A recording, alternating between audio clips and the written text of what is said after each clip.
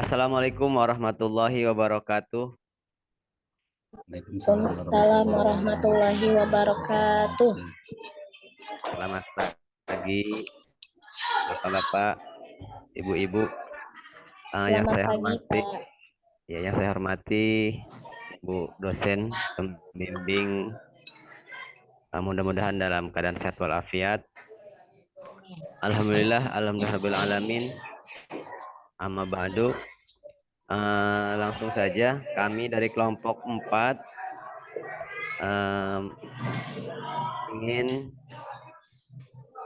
mempresentasikan tentang kegiatan belajar 4, yaitu tentang penyusunan alur tujuan pembelajaran. Baiklah, mari kita buka persentase pada hari ini dengan membacakan basmalah. Bismillahirrahmanirrahim. Mudah-mudahan apa yang kita presentasikan mendapatkan manfaat, baik kita terusnya. Baiklah, Bapak Ibu sekalian, kami dari kelompok 4, yaitu Ibu Eva Siti Nurlaila, Nur Halimah, Pak Abdullah, dan Ade Saifullah, izinkan kami untuk mempresentasikan tugas KB4 ini. Yang pertama yaitu tentang konsep alur tujuan pembelajaran. Alur tujuan pembelajaran atau yang disingkat dengan ATP merupakan rangkaian beberapa tujuan pembelajaran yang tersusun secara sistematis dan logis dalam setiap fase. Disusun untuk memberikan informasi kepada guru dan peserta didik tentang urutan tujuan pembelajaran yang akan dilaksanakan dari mulai awal sampai akhir pada setiap fase yang merujuk pada setiap capaian pembelajaran. Nah, ini yang pertama yaitu konsep alur tujuan pembelajaran. Nah, berikut penyusunan alur tujuan pembelajaran. Itu yang pertama itu dari menganalisis capaian pembelajaran, kemudian merumuskan tujuan pembelajaran, dilanjutkan dengan menyusun alur tujuan pembelajaran. Nah, di sini ada jenjang fase berdasarkan kelas dan jenjang madrasah atau sekolah. Fase-fasenya ya Bapak Ibu. Nah, yang pertama yaitu fase pondasi. Nah, fase pondasi ini dipergunakan untuk prasekolah, RA, BA atau TK, Raudatul Atfal, ya TK. Nah, ini TK ini fasenya itu fase pondasi. Nah, kemudian yang kedua fase A. Fase A ini untuk kelas 1 dan kelas 2 MI atau SD. Kemudian selanjutnya fase B. Fase B ini untuk kelas 3 dan kelas 4 MI atau SD. Dan yang selanjutnya fase C. Nah, fase C ini digunakan untuk kelas 5 dan kelas 6 SD atau MI. Nah, fase D yaitu untuk kelas 7, kelas 8, dan kelas 9. Ini tingkat SLTP ya Bapak Ibu ya. Kemudian fase E yaitu kelas 10. Kelas 10 MA, MAK, SMA, SMK, SLTA ini. Dan yang terakhir fase F.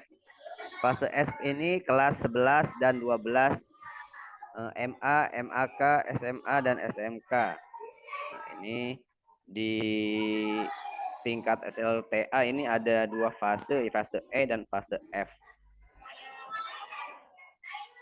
Nah, selanjutnya tentang prinsip penyusunan alur tujuan pembelajaran.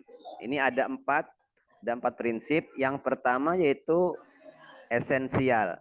Nah, esensial di sini yaitu alur tujuan pembelajaran memiliki prinsip esensial yang memiliki arti bahwa pada setiap tujuan pembelajaran terdapat penjabaran konsep, keterampilan, dan konten inti yang diperlukan untuk mencapai capaian pembelajaran. Kemudian yang kedua yaitu berkesinambungan.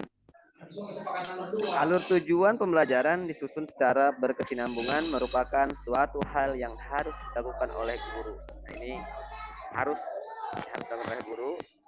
Kenapa? Karena hal ini dimaksudkan agar materi-materi yang diajarkan oleh guru pada peserta didik merupakan rangkaian materi yang saling terkait satu sama lainnya. Jadi ini alur tujuan pembelajaran di sini harus ada berkesinambungan dan saling berkaitan satu sama lainnya. Yang ketiga yaitu kontekstual. Prinsip kontekstual dalam penyusunan alur tujuan pembelajaran merupakan relevansi alur dengan karakteristik dan perkembangan peserta didik. Selain itu juga, alur tujuan pembelajaran dapat disesuaikan dengan waktu, situasi, dan kondisi yang sedang terjadi. Kemudian yang terakhir yaitu prinsip sederhana. Alur tujuan pembelajaran disusun secara sederhana untuk memudahkan guru dan peserta didik dalam melaksanakan urutan pembelajaran. Nah, demikian dari saya. Mungkin dilanjutkan oleh teman-teman. Silakan Bapak Ibu. Siapa dulu? Ya, baiklah. Pak Abdullah Ya, atau siap. Bu Eva atau Bu Nur? Oh, Pak Abdullah. Ya, silakan Pak Abdullah. Dilanjutkan. Lanjutkan.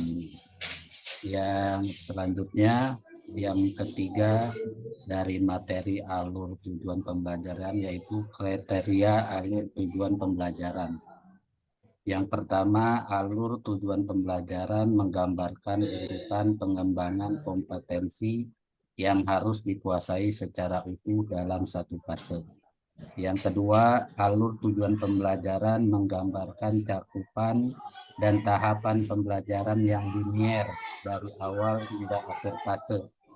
Yang selanjutnya, yang ketiga, alur tujuan pembelajaran pada keseluruhan fase menggambarkan cakupan dan tahapan pembelajaran yang menggambarkan tahapan perkembangan kompetensi antar fase dan jenjang. Nah, selanjutnya, yang keempat, metode alur tujuan pembelajaran. Yang A, metode konkret ke abstrak. Maksudnya adalah tujuan pembelajaran ini diurutkan dari konten yang konkret dan berwujud ke konten yang lebih abstrak atau simbolis. Tujuan pembelajaran dipetakan ke dalam dua bagian besar, yakni tujuan pembelajaran yang bersifat konten dan abstrak.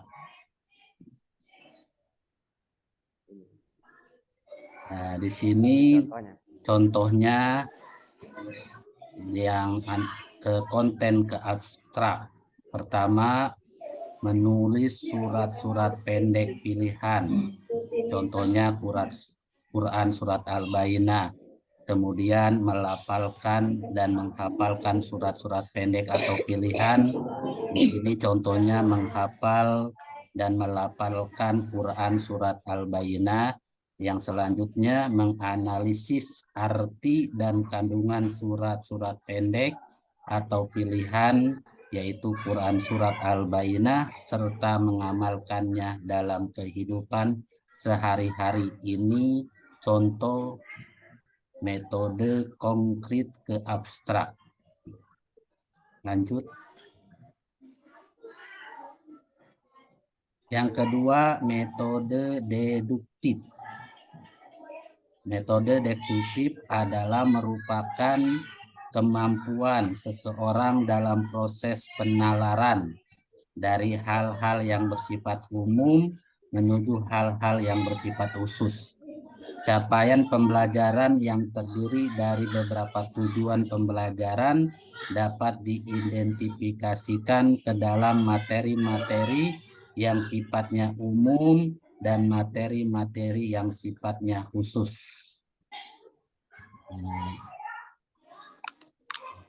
Contohnya ini mudah, dari mudah dulu baru ke sulit.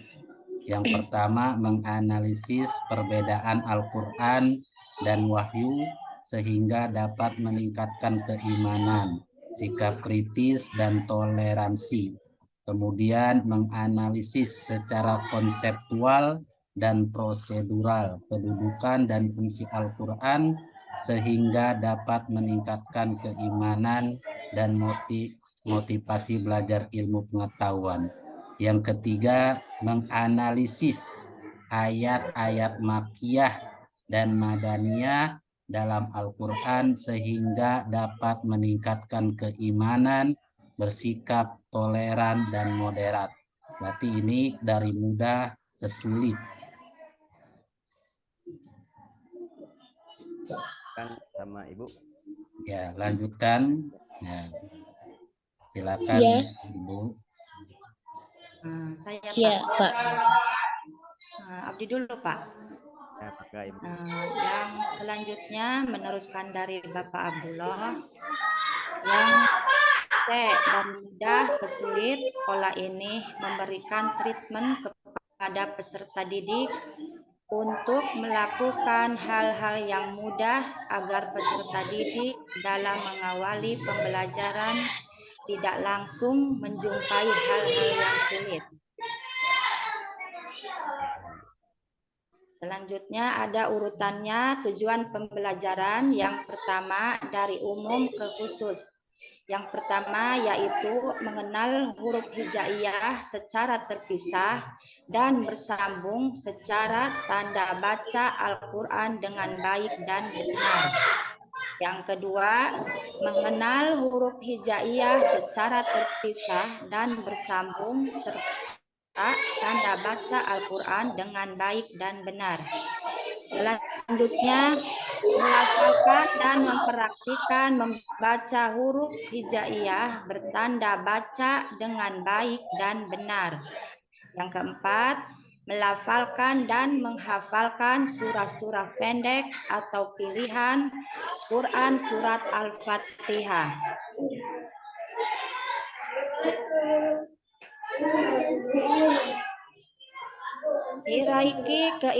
Hierarki keilmuan merupakan urutan ilmu pengetahuan yang didasarkan pada tingkatan atau klasifikasi materi dalam satu bidang kajian ilmu yang spesifik. Sebagai contoh, fikih juga dapat dilihat dari sisi hierarkinya, sebagaimana orang yang akan melaksanakan sholat tertentu harus memahami tentang bab suci atau toharoh. Di sini ada urutan tujuan pembelajaran. Yang pertama yaitu mengenal rukun Islam untuk menumbuhkan keyakinan, ketaatan, cara menjadi pribadi muslim yang tafakuh fiddin. Yang kedua, melafalkan kalimat syahadatain sehingga tertanam keyakinan bahwa Allah adalah satu-satunya zat yang patut disembah. Yang ketiga, memahami tata cara berwudu agar selalu menjaga kesucian perkataan serta perbuatan dan juga sebagai persyaratan untuk menjalankan ibadah.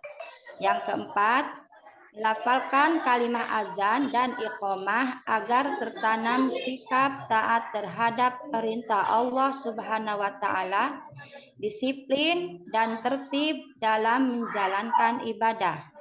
Selanjutnya, melakukan salat fardu agar menjadi muslim yang taat beribadah dan dalam bersikap sehingga bisa menjadi teladan bagi teman sebayanya. Yang keenam, melakukan zikir dan doa sesudah sholat agar menjadi pribadi yang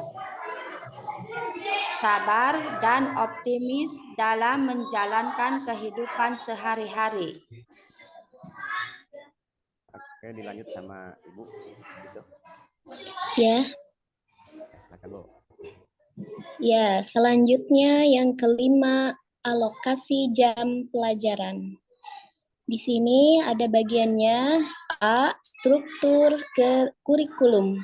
Dalam menentukan alokasi jam pelajaran pada masing-masing tujuan pembelajaran merujuk pada struktur kurikulum pada jenjang satuan pendidikan. Jumlah jam pelajaran pada setiap tujuan pembelajaran dalam kelas tertentu harus sama dengan jumlah jam pelajaran selama setahun pada struktur kurikulumnya. Yang B, format alur tujuan pembelajaran. Alur tujuan pembelajaran dapat disusun dengan berbagai format, sehingga dengan kreativitas guru, komponen yang harus ada dalam format sekurang-kurangnya terdiri dari elemen, capaian pembelajaran, tujuan pembelajaran, alur tujuan pembelajaran, kelas, dan alokasi waktu serta identitas mata pelajaran. Selanjutnya, kesimpulan dari alur tujuan pembelajaran atau yang disingkat dengan ATP merupakan rangkaian beberapa tujuan pembelajaran yang tersusun secara sistematis dan logis dalam setiap fase. Alur tujuan pembelajaran ada kaitannya dengan capaian pembelajaran dan tujuan pembelajaran. Alur tujuan pembelajaran disusun setelah menganalisis capaian pembelajaran, merumuskan tujuan pembelajaran,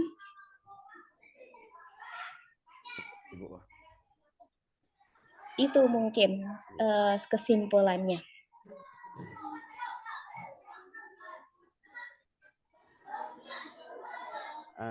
Demikian Bapak Ibu presentasinya ya. Cukup hanya itu yang dapat kami sampaikan. Mungkin nanti ada dari teman-teman yang ingin bertanya, mari kita diskusi bareng saja. Mungkin di sini tidak ada yang menggurui ya Bapak Ibu ya. Kita saling sharing aja, saling bertukar pikiran, salingan aja lah. Dan nanti kalau jika ada pertanyaan, silakan komen di link YouTube kami atau di Japri juga tidak apa-apa ya Bapak Ibu ya. Mudah-mudahan kami bisa menjawabnya ya. Insya Allah Pak Abdullah, Ibu Eva, Bu Nur Halimah siap untuk menjawabnya. Ya, mudah-mudahan kami ya. Insya Allah. Ya, demikianlah Bapak Ibu, kita tutup saja presentasi pada hari ini dengan membaca hamdalah. Alhamdulillahirrabbilalamin. Terima kasih, kami dari kelompok 4 mohon maaf bila ada kekurangan dan kesalahan. Wabillahi taufiq wal hidayah. Wassalamualaikum warahmatullahi wabarakatuh.